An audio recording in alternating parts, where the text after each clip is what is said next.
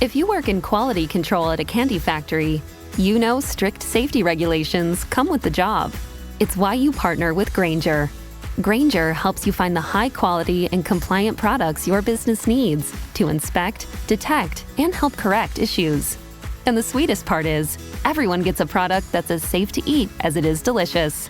Call 1-800-GRAINGER, click Grainger.com, or just stop by. Grainger, for the ones who get it done. Now, The Hunt Palmer Show. Yes!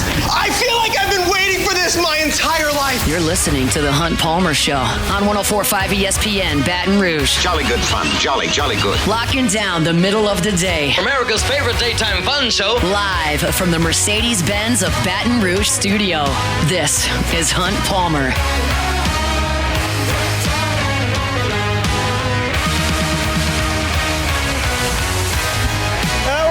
Tuesday edition of the Hunt Palmer Show, 104.5 ESPN Baton Rouge. Appreciate you hanging out with us. Hope your work week is off to a good start. Sharief, Ishaq talking Saints in 30 minutes. I'm going to talk to Sharief about a number of topics with the New Orleans Saints, but I want to specifically focus on the defensive back situation and how they may try to remedy a little bit of that in the offseason heading into the 2025 campaigns. We'll do that 30 minutes from right now. Time to talk some baseball. Mark Etheridge, good enough to give us a little bit of time. He of D1 Baseball's SEC Extra team. Mark just basically toured the entirety of the Southeast over the last week and a half, so we appreciate him giving us a little bit of time. Mark, how are you? I'm great, man. I'm finally back home and trying to rest up after seeing 14 of the 16 teams in the last, 2 weeks. That's pretty impressive. That's a lot of travel time. So I know that's going to take some time to recover from. But again, we appreciate it. I know that you saw LSU on Friday, and I wrote in my series recap after the game on Friday and the first 5 innings on Saturday, I was thinking LSU might be the best team in college baseball, and then they didn't show up for the last 15 innings of the weekend. But what did you see from LSU on Friday against Texas? Well, Cade Anderson was really good. I mean, he's what you're looking for in a Friday night ace. He's improved so much over the last year. Last year he had his moments, especially in midweek. But when he got the opportunities on the weekend, it just wasn't there. And he has, matured. He's developed his body. He's got more velo. He's just become that guy. All right, that Friday night. He's got the makeup. He's got the stuff. And he's going to be a handful for anyone all year on Fridays. So that was probably the good part. I mean, that and Jared Jones. I mean, just watching him mature, just seeing him over the years, moving from a slugger into a guy who's really a hitter. He's got much better plate discipline. I saw him take a ball the other way for a big RBI hit Friday night that he couldn't have done, in his past years. So that's definitely on the plus side. Absolutely. And then you had the negative side, which LSU showed on Saturday and Sunday, where the bullpen ran into some issues and then the offense went cold. How concerning is either of those? Well, I think part of that is Texas is really good. They are really patient offensively. They are going to make you throw strikes, and they're going to make you compete in the zone. And LSU had not seen anyone like that. It was certainly their toughest road environment. It's against a good team that's going to pressure you under any circumstances. And I feel like LSU will have learned a lot from going through that. I do wonder, we had said all along what a big advantage the LSU pitching depth would be. And that was not the case over the weekend. And certainly the top 3, 4 guys, 5 guys were solid. And after that, there was a drop-off. And that was, kind of surprising for me anyway. Let's talk Texas, because you got a good look at them on Friday and certainly been watching them a little bit more closely this year that they're in the SEC where you cover. You've said they're really good. I mean, are you a little bit surprised at what Texas is right now in year one under Jim Schlossnagle? Yeah. I mean, he's a really good coach. He's going to win. I think I'm a little surprised it's happening so quickly. Going in and sweeping Mississippi State on the road, that was loud. And then taking the next series over LSU, The big thing for me, though, is Texas has to prove they can do it. Anyone can get up, for a weekend or two. It's the week after week, and that's going to be new for a lot of these players. Certainly not for the coaching staff. They've been through it. So that is an advantage, but that's the next thing you're looking for is how they handle success, how they handle being able to compete week after week, because that's the challenge for all of these SEC teams.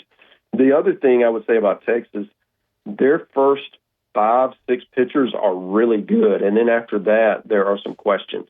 And I wonder if a team can get into that bullpen, they get to the starter early and start cycling through some people, if you'll see some big numbers put up against Texas as pitchers.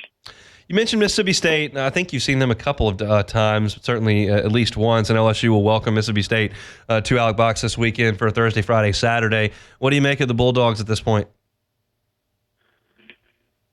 Yeah.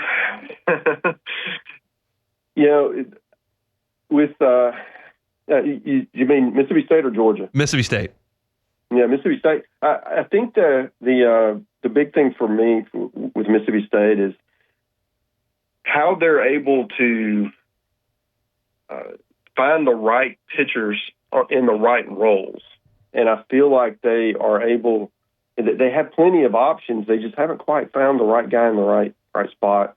And then offensively, the top of the lineup's been pretty good, but they're not getting a lot from the bottom, and that's in this league, that's a problem. And then defensively, the day I saw them, they made 5 errors, 4 in the first, really, I guess, with no outs in the second, they already had 4 errors and 5 unearned runs. And you just can't compete in the SEC doing that. I think that's the concern for me is they've got some things that they need to figure out, and they're in a hole. Mississippi State's a program that expects to host regionals, and they can't. I mean, it's going to be almost impossible to get back to that 17-win mark that they need in order to do that when you start 0-6. Yeah, it's not a great spot to be, and that's where Mississippi State finds themselves. You mentioned Georgia. I was really impressed with their ability to go down there, Liam Peterson or not, and hit the baseball the way they did in Gainesville. They've been awesome through 2 weeks. How good is Wes Johnson's team? Yeah, that offense is legit. They put up monster numbers at home, and we wondered what that would look like once they got out of Foley Field, because it does play small. And we got our answer because they just pummeled the Florida pitching staff. Certainly, Florida's got some injuries. You mentioned Liam Peterson's out. Pierce Capola's out. Those are their top 2 pitchers. But Florida was going to need to get through that series with more than 2 pitchers, and the other guys they put in just did not have success. So I am a bit concerned. I think if Florida can get healthy, they can get back in this thing. They're certainly talented enough. But them playing Tennessee and Georgia in the first 2 weeks, arguably the 2 best teams in the country, certainly doing that with a limited pitching staff was a problem. But then you got Georgia, and they pitched better over the weekend. That had been a problem. You may recall they've been giving up 4- and 5-run innings and then having to come back, and they always did. But they pitched really well, especially they moved Brian Curley, who was a closer, moved him into the Saturday starter role, and I think he gave up 2 hits in 5 innings. I mean, he's a difference maker. I mean, it's 100 miles an hour, and it's a big arm. I'm looking at LSU's schedule, and one of the things that I'm keeping in mind as we progress through this SEC slate is that LSU's last 3 games are at South Carolina. And South Carolina's 1-5 under Pulmonary in his first year there, obviously, and they've got Tennessee coming to Columbia this weekend. That's not going to be a picnic. Is it possible by the time LSU gets to that series in Week 10 of the SEC slate that South Carolina's kind of been buried? It could be. It really could be that they're in too big a hole.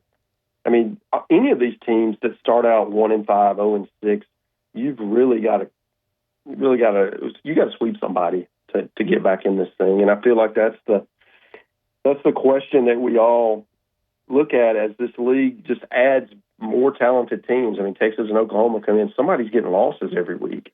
And I feel like that's going to be a problem for really any of these teams like Florida or Texas A&M or anybody who has the talent to make a run. But, so I don't know that South Carolina's talented enough. They certainly have some good players. But in this league, it takes more than that. You've got to be able to make the crunch time plays and be able to find ways to win those 50-50 games, and they just haven't been able to do it so far. You're a college baseball fan, an LSU fan. The crew at D1 Baseball does an awesome job over the SEC Extra tab. You can also find Highway to Hoover wherever you find your podcast. He and Joe Healy do a great job. You hear Joe here every Thursday, and we appreciate a little bit of time here from Mark Etheridge. Thanks, man. We'll do it again soon. All right. Anytime, man. Thanks. He is Mark Etheridge. That's something that I'm filing away that I mentioned there at the back end with Mark. That's a favorable final 3 SEC games for LSU. Last year, you had Ole Miss coming to the box, and they weren't great, and they weren't a tournament team.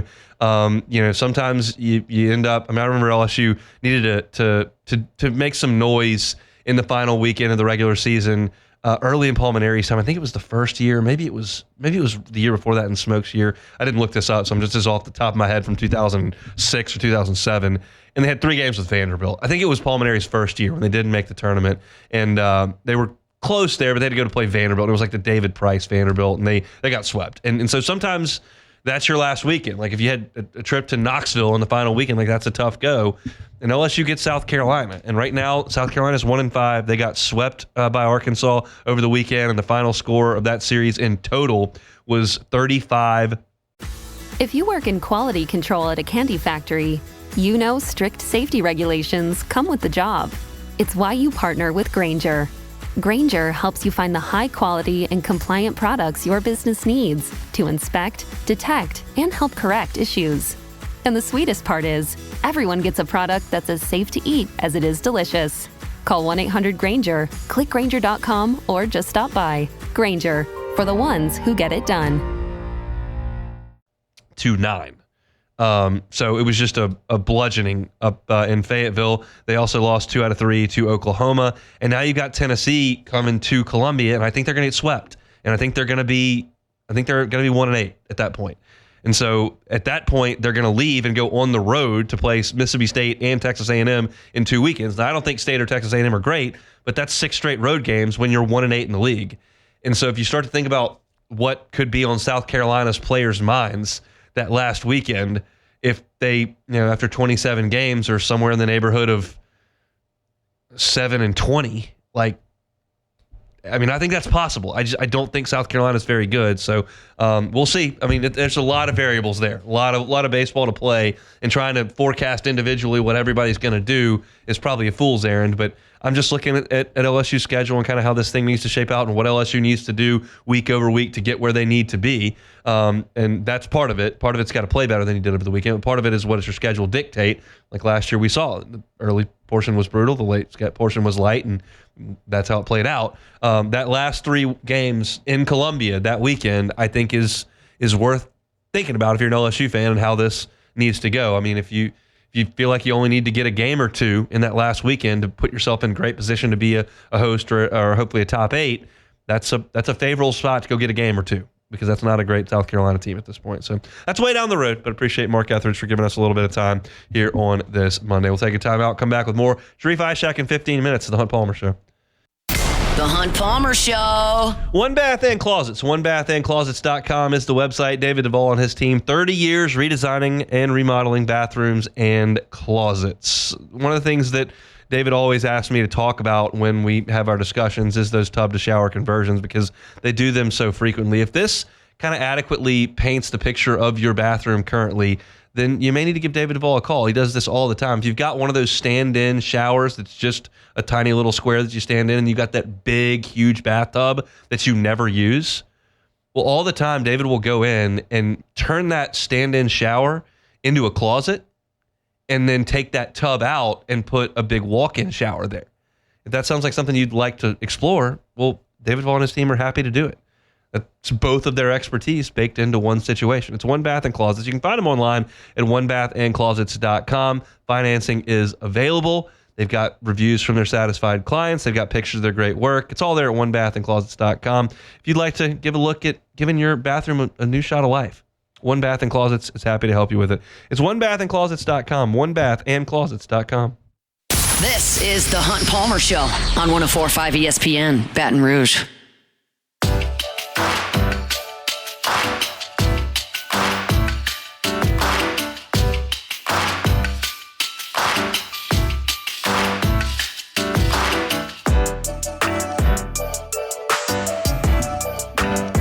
LSU and ULL tonight from the box. If you missed my preview in the first hour, it was in the second segment of the show back at 1:15.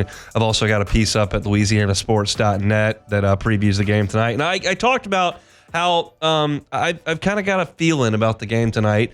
That's, a little bit cliche, and I can't be certain. But it just feels like a spot that LSU is a little bit compromised from a pitching perspective, with Case and Evans unavailable, and potentially could be holding Zach Cowan to be more impactful on the weekend. I mean, that's a guy that you figure you're going to get a lot of outs of in a weekend. So how do you pitch tonight? And I have just a map out. Now, nothing ever goes exactly according to plan, but this is how I've mapped this out. If it were to go perfectly, here's how I think it could look. First, you look at the starter, and then I look at the closer, and then I try to fill in the gaps. I think it's reasonable to expect Jaden Newt to start. I would not be surprised in the least if Connor Ware or William Schmidt started the game. I would be shocked if either of them went 5 innings, but I think it's reasonable that either one of them could start. I think Jaden Newt will probably start. He started the game last week, looked really good doing it. And that's a guy, I think you could get 3 innings out of Jaden Newt. I think it's reasonable for Jaden Newt to go out there and give you 4 innings. 3 innings. Sorry, he gave you more than that last week. 3 innings would be good. At that point, early in the game, fairly low leverage. In the 4th inning, I would go to Connor Ware for 1 inning. 1 inning. Get back on track. He faced 1 hitter over the weekend, walked him with a wild pitch. Get him back in there and get on the hill for 1 inning in the 4th. In the 5th, I'm going to William Schmidt for 1 inning. He was not good on Saturday. Came in, 3-run homer, couple of walks, double, pitching from behind constantly. You got to get him back on the horse. Midweek games are a great palate cleanser, okay? The taste in Connor Ware and William Schmidt's mouth from that trip to Austin is not going to be good. But the midweek can be a palate cleanser, especially against a team that's not swinging the bat very well, and ULL is not swinging the bat very well. So that's what I would do for the first 5 innings of the game. Newt for 3, Ware for 1, Schmidt for 1. Then I would hand the ball to Maverick Rizzi, say, go get me 6 outs. This is a guy who Jay Johnson said after the first week of the first week of play this year, back in February. He said, Maverick Rizzi might lead us in appearances. That's what they thought of him at that point. Now, it hasn't materialized that way, and Rizzi hasn't been as good recently as he looked early on. His ERA now up to 5.19, but he's thrown 8 2/3 innings. The strikeout numbers aren't as high as I thought they would be at just 6, and the walk number too high at 7. But that's a guy that they can try to develop. When I was talking yesterday about the options in this pitching staff, I just need 3 of this group to step forward. It's DJ Primo, William Schmidt, Jaden Newt, Maverick Rizzi, Connor Benj, Connor Ware. That's 6 guys. I didn't even mention Jacob Myers. I don't know if you can trust his command, but I just need 2 or 3 of that group to step up and really be dependable. I'm not asking for 9 guys. I'm asking for 6. And so Rizzi could be one of those guys. I need 2 innings from Rizzi tonight. DJ Primo is good enough to give you an inning, probably in a spot where there are a couple left-handers coming up. And then I would go to Connor Benj to close it. I think he's able at this point to go out there and get 3 outs. Benj worked over the weekend on Saturday. He went an inning in 2/3. That was his only time. So Benj threw 36 pitches on Saturday. I think he's available to go an inning tonight. So I've got this roadmap, and again, nothing ever goes to plan, and nobody asked me, but that's what it could look like, hypothetically, if LSU was going to hold Zach Cowan and, of course, not use Case and Evans, who threw 60 pitches on Sunday. Newt for 3, Ware for 1, Schmidt for 1, Rizzi for 2, Primo for 1, Benj for 1. That did not include any time for Grant Fontenot, did not include any time for Jacob Myers, who will probably pitch in the game tonight, did not include any time for Cade Woods, Chandler Dorsey, Dalton Beck, Cooper Williams. There are a lot of guys that LSU can go to, but that, to me, was LSU's best. That's the best foot they could put forward tonight. Tuesday games are always a little bit interesting when you start on Thursday. And I can't give a full analysis of what LSU is going to do on the mound tonight without knowing what they're going to do Thursday. Because if you throw Cade Anderson on Thursday, then you have a reasonable expectation that he's going to get you through 6 innings and could be more. If you go bullpen day, well, you need more guys available. If you're going to throw Zach Cowan to start the game and see if he can get you through 60 pitches, well, then you're still going to have to use an extended amount of your bullpen. So there are layers to this decision, and some of the important information for making the decision I don't have, because I don't know what Jay Johnson's planning on doing on the weekend. So there are a number of ways to chop this up. There's a part of me that says let Connor Ware start the game and let him be in a controlled situation, controlled environment, controlled warm-up, controlled time to enter the game, controlled time to exit the game. Doesn't have to worry about long innings or anything. You warm up, you're pitching right at 6:32, and you're out. Same thing goes for William Schmidt. I could hear a reason to give him that routine, that structure, and say, hey, I know that your time on the mound did not go well on Saturday. Let's get you back out there in this game. You're going out there at 6:32. You're throwing 18 pitches. You're sitting down. So maybe that's what they do. I'm choosing in this model to give Jaden Newt a little bit more runway and eat a few more innings. I don't know how he feels about starting versus coming out of the bullpen. Like, there are some things I just don't know. But I'm looking at a way to get through this game without Kason Evans and without Zach Cowan, because Evans has been your security blanket. You can go to him late and nail things down against a lesser team. And ULL is a lesser team. If you missed this early in the show, like, ULL has gotten off to a sub-500 start. They played well over the weekend. They went to Mobile and got a 2 out of 3 series victory against South Alabama, and that's a nice go of it. But you're still a team that's 11-14. Opened the season, lost 2 out of 3 to San Jose State at Tig Moore. Then you play Nebraska in a 3-game set. You win 2 out of 3 against a pretty good Nebraska team. They lost a midweek game to McNeese over in Lake Charles. Then they played UC Irvine in a 3-game set that was in Irvine, and they got swept in that weekend set. They played DBU and won that game 6-5. Then they came back and played. They played a 3-game set with DBU, and they lost 2 of 3. So it hasn't been a great go. They've lost to McNeese twice now. Troy got after them in the first 2 games of that conference opening series in the Sun Belt, but they came back and won an 18-14 game in Game 3. So it's not a great ULL team. But my concern tonight is not LSU's offense. I think LSU's offense is going to be just fine. My concern tonight is LSU getting through on the mound, because you've just had some wobbles. So this would be a really good time against a team that's only got 3 guys hitting over 268 on the season. Go out there and pitch it and get it done and get a win, and then move on to SEC play against a Mississippi State team that's also struggling a little bit. So that's a thought on tonight's game between LSU and Louisiana at Lafayette. The game will crank up at 6:30. You can start listening at 6 o'clock over on Eagle 98.1, our sister station, flagship for LSU. We'll have a post-game story up at louisianasports.net this evening. Speaking of this evening, if you're listening to the show right now and would like to go get a good slice of pizza, cold beer, watch some sports on TV, and play sports trivia, you can do that at Pizza by Rones tonight, 8 o'clock. 8 o'clock, Pizza by Rones on Perkins, sports trivia. You can win gift cards. As I mentioned, they got great pizza, fantastic wings as well, cold beer, all those drinks you could want. It's a fantastic spot. We kind of made it our new home on Tuesday nights for sports trivia. So come on by and see us at Pizza by Rones. We'll be there at 8 o'clock. Have you out of there a little bit after 9. So not a late night over at Pizza by Rones. We'll be playing some sports trivia, so hope to see y'all out there this evening. All right, we'll come back with Sharief Ishaq. That is next. The Hunt Palmer Show. Genesis of Baton Rouge. GenesisofBatonRouge.com is that website. Every single model in the Genesis line, from the entry level to the highest end, comes with the same safety features. And those safety features have earned every vehicle in the line top IHA safety picks. Some of them top safety picks plus. We know that safety is really, really important when you're shopping for a vehicle. You can be assured when you shop at Genesis that you're being taken care of from that perspective.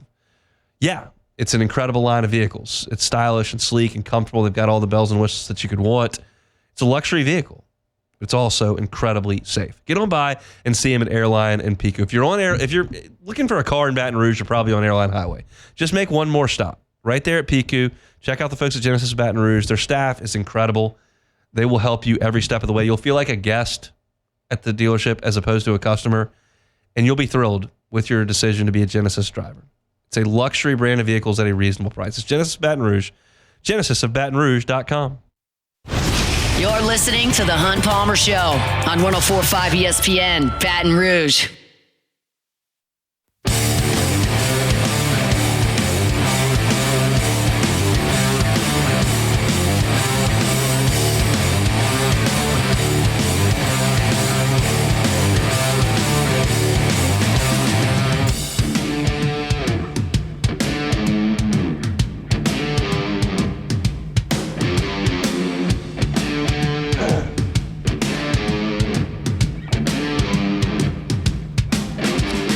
Palmer Show Tuesday edition here, 104.5 ESPN Baton Rouge. This time of the week, we always go down to New Orleans and chat with our guy Sharief Ishaq from WDSU in the Big Easy. Sharief joins us now on the Jim's Firearms Hotline. Sharief, how are you?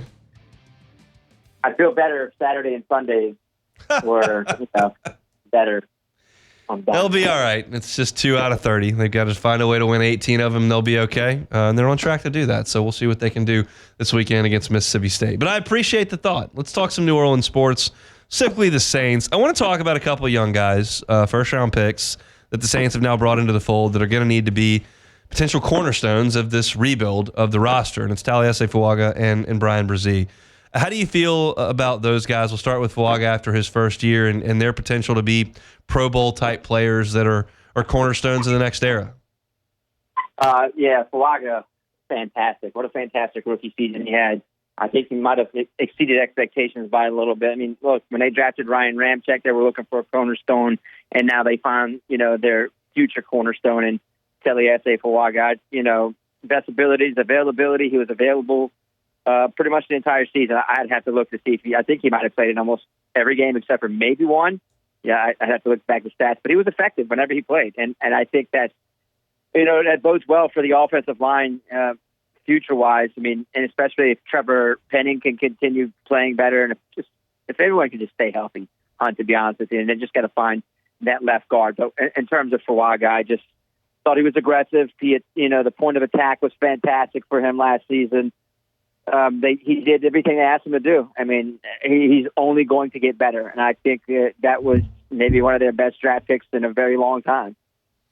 I would concur with that. I think I was skeptical of moving a college right tackle over to left tackle at the next level, but he appeared to make that transition very, very seamlessly, and I thought had a phenomenal rookie year, and I think he's a Pro Bowl type player in time in New Orleans. Now, Brzee, statistically speaking at least, was really good at rushing the passer.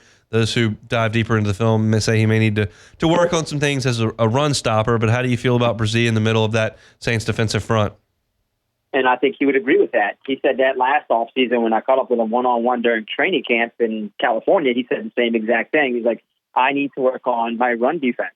And I think that's where it's going to have to progress for him this offseason going into next year. He's gotten the pressure on quarterbacks. He's gotten in the backfield, but sometimes he goes lost in the run defense, and that's just you can't be bad in a run game as a defensive tackle in the 3-4 system. So he's going to have to, prove to Brandon Staley and that defensive staff that he can actually do it. Yeah, maybe they can tap even more potential out of him, which they should. He's still a young, good player. I think, in my opinion, I think he has a chance to really elevate his game under this new staff. So I think that would be the one knock on him going into this offseason and into next year is can he make that happen in terms of his run defense. That's an important part. You've got to be able to play a little bit of run defense in that 3-4. Who else among the very young players are you looking at to emerge and become stars? I think Rashid Shaheed fits into that bucket. I don't know how you feel about Kendre Miller. I don't know if Pete Werner fits into that bucket either. And then certainly you've got Kool-Aid McKinstry and Alontae Taylor out at corner. Like, who do you feel of the young players who are under contract for a few more years can really take a step up? To me, and I think it once again, I'll go back to last training camp, it has to be Alontae Taylor. He's the guy that said, if I'm going to be paid, no matter slot or, outside, I have to play like I'm the number one guy. And I think for me, I need to see it more this year. He struggled last year when he played as the one corner for them on the outside. He really did struggle.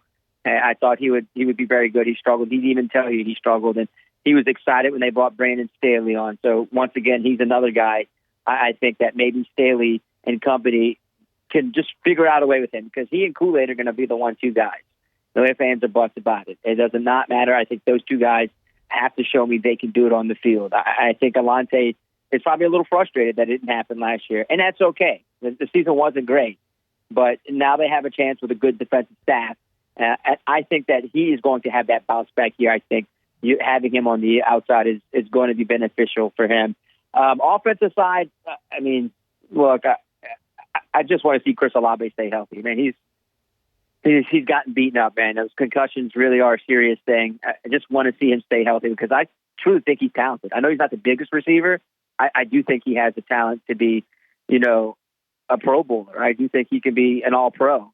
It all depends on the quarterback, of course. I just want to see more. I keep saying I want to see more from all these players, because they're young and they have that talent and that potential. But I think with Chris, he has all the talent in the world. Just got to stay healthy. And if he can stay healthy, he can have what he did in his rookie season and more. I just think that he's that good. Not the biggest, but I think he's that good. He's got to be a little smoother. He's got to be a little more, a little conscientious and trying to find a way to stay healthy and stay on the field for this offense. Look, you mentioned the injuries with Olave, and that's a huge piece. And if I bring Kendre Miller's name up, you're just going to talk about injuries. So if I just take injuries off the board, because we know if he's not healthy, he's not going to help. Is there a chance that he can help if he's healthy?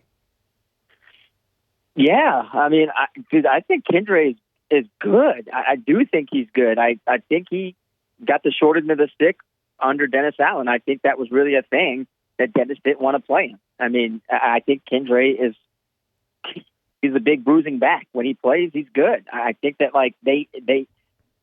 I feel like he is going to have that solid season this year. I really do. But that doesn't stop them from drafting another running back possibly. I know they got a bunch of guys on the board with Clyde and Alvin, and they do have Kendre, but I still think maybe that's a spot they might address. But yeah, I like Kendre. I do. I think he's got the talent. I think some players need that new reset button with a new coaching staff, and I think that with Kellen, I think they'll find a way. I think they'll find a way to get more out of him. I think he's good. I really do think he's good. I think maybe he had the short end of the stick last year with Dennis and that staff. So I expect him once again to have a good season. Let's swing things all the way across to the other side of the pendulum. The Saints signed Brandon Cooks. I didn't really get the signing. I don't love the signing. What did you think of that decision to bring in a 31-year-old aging player? The issue I have with it's not the money, Hunt. It really isn't the money, because it doesn't really count against them that much. It's just, if you're going to bring in another receiver, you need a big body receiver. You're just bringing in the same thing with that Rashid and Chris provide. I would have liked to see them go after someone who's 6'3", 6'4", gives them a little bit more, of a possession receiver who can go across the middle. And look, I get the game today is all about speed and streaking down the sidelines and through the seams. That's fine. But they still need a possession receiver. They don't have that big body possession receiver. And it's no knock against Brandon Cooks. Look, he got what he got in terms of the contract, 2 for 13, but it really doesn't count much against his salary cap this season. And it's a veteran presence. They add a little bit of depth in case Rashid and Chris can't stay healthy. They have that guy. But once again, Brandon Cooks wasn't healthy last season. He was also dealing with, an infection from a knee procedure. So can he stay on the field? Once again, we're talking about injuries, and you're talking about a 31-year-old receiver. If he gets injured, not the greatest look in the world. But look, man, it is what it is. I mean, you're not expecting this franchise to go from 5 wins to 10 or 11 wins, and maybe they surprise you and get 7 or 8 wins. But I mean, the way you look at it, it's it is what it is. I mean, it's so cliche to say that, but I just truly don't know where they're going this year or even the year after that. It's just, they're just signing, they're running it back with some guys they know, and maybe next offseason they'll have, that money and that cap space to actually bring guys that, are younger and that can be more productive. Should they draft Quinn Ewers? They draft Quinn Ewers, I'm gonna quit my job. Why? Yeah. If they do it 9th overall, I'm talking middle rounds. I'm talking second or third round. All right. Look, if they're going to go after a quarterback, I can't believe I'm going to say this, and Fletcher might be right. Jackson Dart at number 9 may not be that bad. All right. I mean, like you have him, that means you'll have him for 5 years. But I would not. The only quarterback I'm moving up for is Cam Ward. I mean, he had a lot of great things to say at the Manning award ceremony last week about, the meeting with the Saints. I grew up with a Breeze and Polson fan. He watched them, in the Houston area, and he loved the Saints. And I think the Saints really like him a lot. I think he would be like their only quarterback they might take in this draft. But other than that, look, Hunt, I wouldn't draft a quarterback. You're not doing it in the 9th overall, moving up to get Cam Ward. I would not touch it. I would just leave it as is, and I would just address some of your other positions. Look, the guy I like, and people don't like me saying it because it's a receiver, I like Victoria McMillan at number 9 from Arizona. Big body receiver. I said it once again. They need somebody who's a big body receiver who can go make some contested catches. I'm a fan of him, or even Ty Warren from Penn State. I would take Victoria McMillan at number 9. That's just me. I mean, people say you get receivers anytime, but not a receiver like that. We'll talk some more draft as we move forward. The draft is officially inside a month away. We're at March 25th. It is April 24th, that Thursday, coming to you from Green Bay. So we'll talk some draft as we'll be into to April next week. So we'll do that then. Sharief, thanks. Anytime, Robert. Sharief Ishaq, WDSU. We'll step aside, take one more time out, come back and close it out. It's a Tuesday edition of the Hunt Palmer Show. The Hunt Palmer Show. This is the Hunt Palmer Show on 104.5 ESPN, Baton Rouge.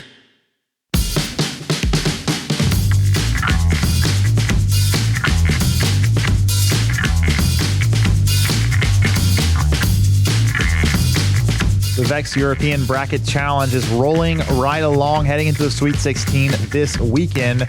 You can check where you are in the standings at louisianasports.net and see how close you are to getting that shot at winning the $1,000 grand prize. Of course, the most accurate picks overall will take home all of that $1,000. It's the VEX European Bracket Challenge powered by 104.5 ESPN Baton Rouge. And also join LSU Athletics and us as well, the Tiger Athletic Foundation for Bayou Tradition's second annual Gala of Louisiana Saturday night featuring Jordan Davis, Shreveport native, on the field in Tiger Stadium Saturday, May 3rd.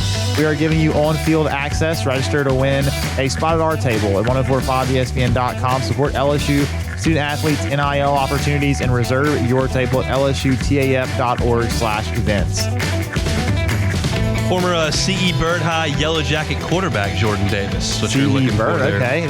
Those aren't they weren't your rival, I guess. Y'all were a little bit too small for that. Bird's way too big. Bird, when I was in high school, I think was the biggest high school in the state.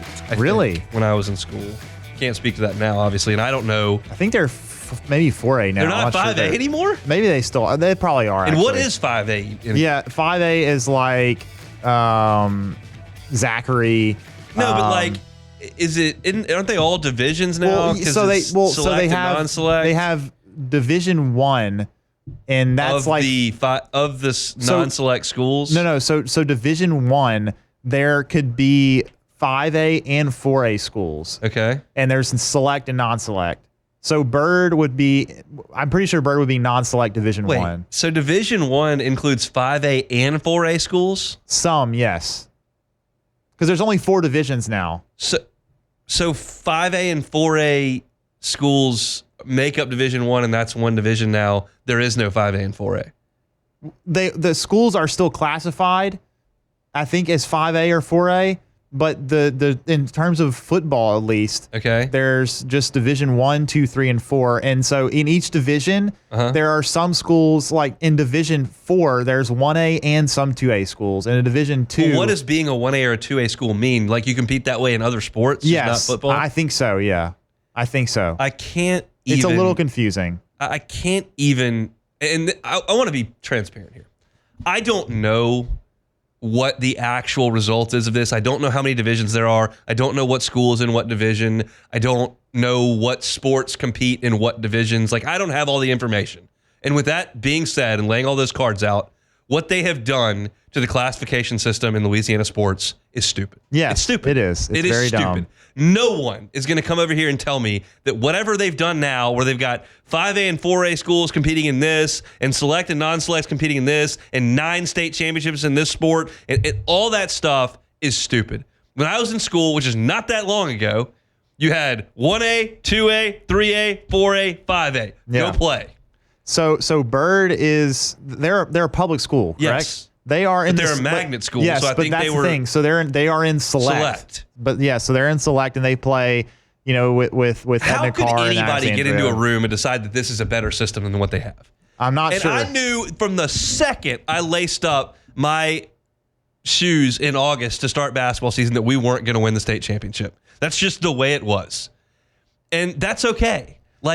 Trying to do playtime for everyone. Well, we don't like that Evangel beats us. We don't like that John Curtis beats us. Well, shut up. I don't want to hear about it. That whole thing is so dumb. That's why it happened. Is because the private schools were tired of not all of them, but a lot of them were tired of not being able to win because they had to compete with all the other public schools, and not as many teams get in. So yeah, that's what it was. This whole deal now where you win 3 playoff games in football and you're the state champs. That's just ludicrous. Yeah, it's dumb. Loyola Prep plays in Division II, even though I don't know if they're still 4A or not, but either way. 4A, we were 2A when I was there. Yeah, so now we still weren't going to win squat in basketball. Yeah. But I had fun playing basketball, and we got to the playoffs my junior year, and we won a game, and it was a big freaking deal. Who cares that who were the Peabody was going to be way better than us? It just is what it is. The whole thing is just it's not irritating. great. Yeah, it is. Do we have any take it or leave it?